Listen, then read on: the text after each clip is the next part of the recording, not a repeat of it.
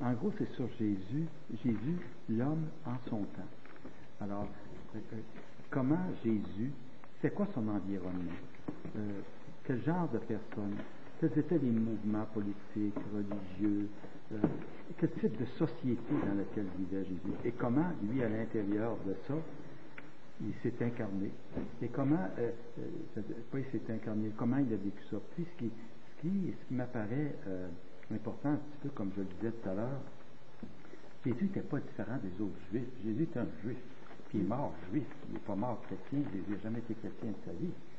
Alors Jésus était un Juif, donc qui vivait comme ces gens-là. Et puis il y avait de grandes différences entre les gens de la Galilée, qui étaient dans le nord, et les gens du sud, qui étaient ceux de la Judée.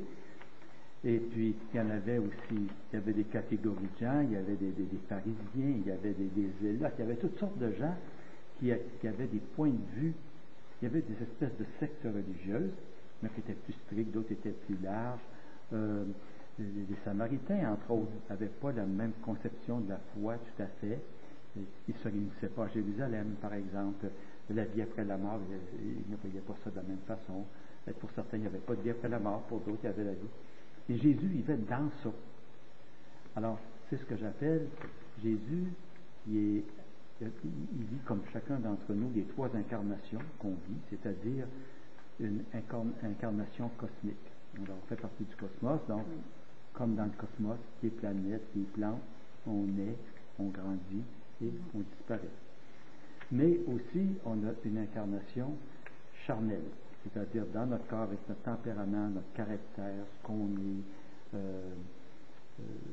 tout ça.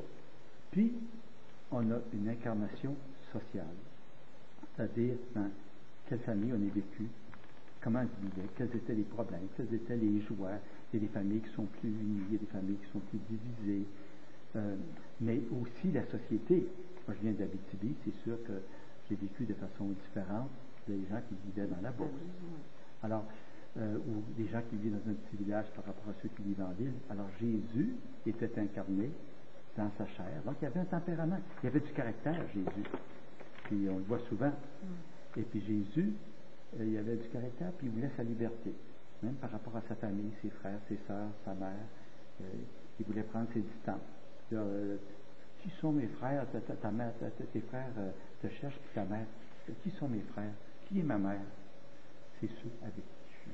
Alors, Jésus avait du caractère, son enracinement charnel, mais social aussi.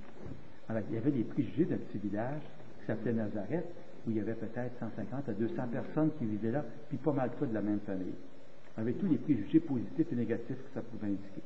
Alors, Jésus est arrivé avec ça, et il va changer au contact des gens avec qui il va vivre, les apôtres. Alors, en fait, c'est un peu ça.